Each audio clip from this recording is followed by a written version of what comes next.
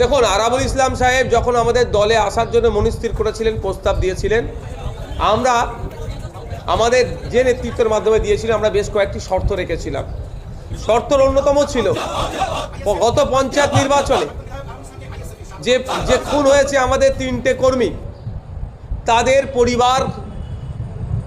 তাদের পরিবারের কাছে ক্ষমা চাইতে হবে। তাদের পরিবার যদি ক্ষমার নজরে দেখে তাহলে আমরা আমাদের পার্টিতে জয়নিংয়ের ব্যাপারে আমরা ভাবব। আপনারা দেখেছেন, দিনের আলোর মতো পরিষ্কার হয়েছে, মিডিয়ার মাধ্যমে সম্প্রচারিত হয়েছে যে পরিবারের কাছে ক্ষমা চেয়েছে। 1 নম্বর শর্ত পূরণ করেছে। দ্বিতীয় শর্ত হচ্ছে, আপনারা ওটা তার পাবলিশ করা যায় না সব কিছু। দ্বিতীয় শর্ত যেটা হচ্ছে, এই ধরনের একাধিক শর্ত দিয়েছিলাম যে তিনি আজকের আগে পর্যন্ত, আজকে এখানে পার্টি ঝান্ডা ধরার, এসএফের ঝান্ডা ধরার আগে পর্যন্ত যে সমস্ত কর্মকাণ্ডের সাথে যুক্ত ছিলেন, যেগুলোকে আমরা অসামাজিক বলছি, অনৈতিক বলছি, সেই কর্মকাণ্ড সম্পর্কে তার অবস্থান কি এবং আগামী দিনে সে কোন পথে চলবে তার প্রতিজ্ঞা, এই ধরনের অনেক কটা পয়েন্ট ছিল। আমি একটা কথাই বলবো, এখন দেশে আর জেল নাই, সংশোধনাগার আছে। নির্দিষ্ট টাইম পর্যন্ত জেলে রাখার পরে তাকে ছেড়ে দেওয়া হচ্ছে না কেন? সংশোধন করে।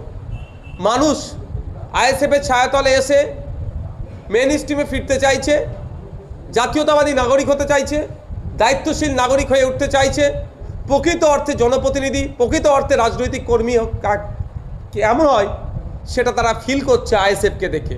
সুতরাং তারা আইএসএফের ছায়াতলে আসতে চাইছে। সেই জন্যে আমরা আইএসএফে ওয়েলকাম করেছি, আমাদের রাজ্য নেতৃত্ব আইএসএফে ওয়েলকাম করেছে। আমরা আশা করেছি বিগত দিনে যে ধরনের অনৈতিক কাজ করেছে সেইগুলো থেকে তিনি যেমন বিরত থাকছেন, আগামী দিনে তার এত ভালো কাজ করবে, কাজের মাধ্যমে বিগত দিনের সমস্ত যে কর্মকাণ্ডকে তিনি মুছে ফেলতে এবং জনমানসে প্রভাব ফেলতে তিনি সদার্থক ভূমিকা নেবেন। এখন আমরা প্রার্থী ঘোষণা নিশ্চিতভাবে করিনি।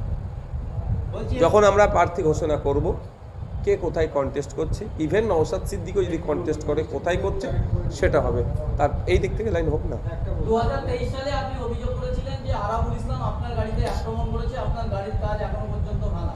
সেই আরাবুল ইসলামকে পাশে বসিয়ে আপনাকে মিটিং করতে হবে, তার পাশে আপনার চেয়ারের পাশে বসা যাবে। এর আগের উত্তরটা আমি দিয়ে দিয়েছি, আপনার কোশ্চেন যেটা ছিল উত্তর দিয়েছি। হাতিশালা 6 লেনে হয়েছে, আরাবুল ইসলাম সাহেবের নেতৃত্বে হয়েছিল, নির্দেশ কাজ ছিল, সেটাও নিশ্চিতভাবে তিনি পাবলিক ডোমেনে ডিসক্লোজ করে দিয়েছে।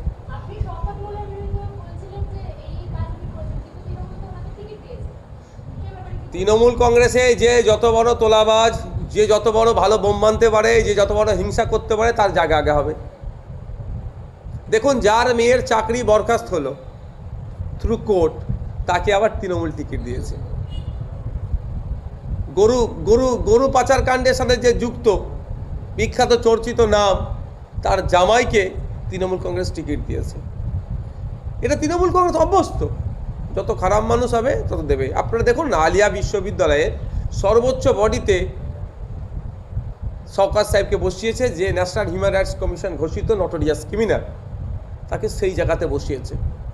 কিন্তু তৃণমূল কংগ্রেসের আর কি বিধায়ক ছিল না শিক্ষিত, যার একটা প্রাইমারি স্কুল চালানোর যোগ্যতা নাই, তাকে ইউনিভার্সিটির টপ মোস্ট সিটে বসাচ্ছে। এটা বুঝতে হবে যে তৃণমূল কংগ্রেস এই ধরনের গুন্ডা মস্তান সমাজ বিরোধীগুলোকে তাদের রত্ন মনে করে। কার কথা বলছেন? দেখুন, তৃণমূল ছেড়ে আইএসএফে আসবে, বিজেপি ছেড়ে আইএসএফে আসবে, অন্যান্য রাজনৈতিক দল ছেড়ে আইএসএফে আসছে। আমাদের একটা ফিল্টার করার জায়গা আমরা রাখছি, সেটাতে যদি এগ্রি হতে পারে থাকবে, আইএসএফে থাকতে পারবে, না আইএসএফে থাকতে পারবে না।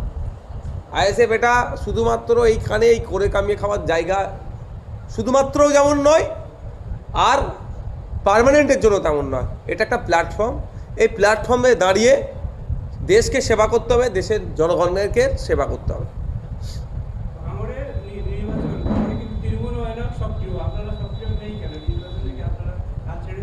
কেমনভাবে সক্রিয় দেখাতে হবে? ওই বোম বানছিল, একাধিক মানুষ মারা গেল, তৃণমূলে নিজেরা বোম বানছে, ওই ধরনের সক্রিয়তার কথা বলছেন? 5 বছর ধরে তাহলে কি করলাম ভাঙড়ে? জনসংযোগ বিভিন্ন বুথে গিয়ে সাধারণ মানুষের সাথে থেকে তাহলে কি ঘাস কাটলাম?